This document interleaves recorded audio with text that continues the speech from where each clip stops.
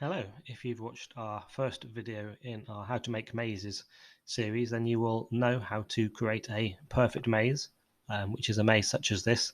And as that video explains, a perfect maze is simply one in which there's only one path from any square to any other square in the grid. So whichever pair of squares you pick, whether it's the top left and the bottom right or any other combination, there is exactly one route between them. But once you've made your maze using the algorithm explained in that video, and if you've not checked it out yet, then please do. How do you actually draw the maze? Well, there's various different options.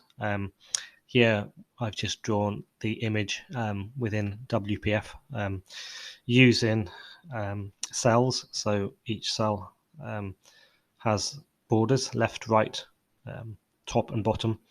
And I've simply switched on or off the borders depending on which square is linked to each other square. You can also draw it using lines. You just draw a line, obviously, for the top, the bottom, the left, and the right of each square. The choice is yours, and there's a couple of ways of doing it. Perhaps the easiest way is simply for every square to look at its neighbours, up, down, left, and right, and see if it's linked to each of those neighbours. Which you'll know from having drawn your maze, what the various links are, which rooms are connected to which other rooms. So again, if you've not watched the first video yet, then please do that. So once you have that array in place, that list of links, then for each square, we simply work out, are we linked to the left square? Well, we're not here because it doesn't even exist. There is no left square. So we mark the boundary wall. Are we linked to the right square? Here we're not. So we mark the boundary. Are we linked to the square above? There is no square above. So we mark the boundary. And are we linked to the square below? We are. So we don't draw a boundary at the bottom. And that's as easy as it is. You simply work out whether you're connected to each of the four boundaries from each square, and you draw a line or a border, depending how you're implementing your maze drawing and what functions are available to you. And you simply repeat that for each square of the grid. So for this square here, again, you'd say, are we linked to the square above, the square below, the square to the left, and the square to the right? And if you are linked to it, then you don't draw any line there or any border in that position. And if you're not, then you do mark it in. Now, another way that you can choose to draw it if you wish, may be considered more efficient, is for each square to only draw the north and the west walls if there is no square there at all.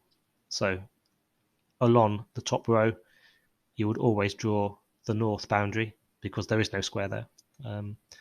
And likewise, down the left-hand side, you'd always draw the west boundary since there is physically no square there. But otherwise, you wouldn't draw those borders. You'd only draw the north and west borders for each square if there is physically no cell there, if it's outside the maze. But for the east and the south, so the one at the bottom and the one at the right, you would always draw those boundaries in place unless you were linked to that square. So here it will always draw its east boundary if it's not linked to it, and it would always draw its south boundary if it wasn't linked to it. And that will also draw you the maze perfectly fine, because whilst we're only drawing the north and west boundaries, if there's no cell there, remember that that cell will be the south and east boundaries of another square. So those walls will get put in place if necessary by those other cells.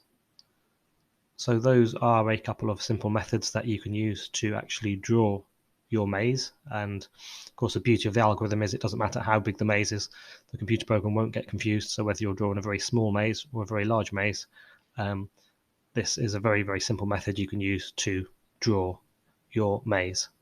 Whether you're doing it as an image or a PDF or anything else, the principle is the same. Simply work out what the neighbors are and then whether you need to link to those squares or not by drawing the wall, or if you are not linked to each square, then you simply don't draw a wall in that place. And that's all there is to it. Okay, I hope you found this video useful. Please do continue watching the series in which we are next going to look at how to actually work out the distances between squares of a maze, which is very useful. And we're going to look at finding a solution path as well. Thanks for watching. Bye for now.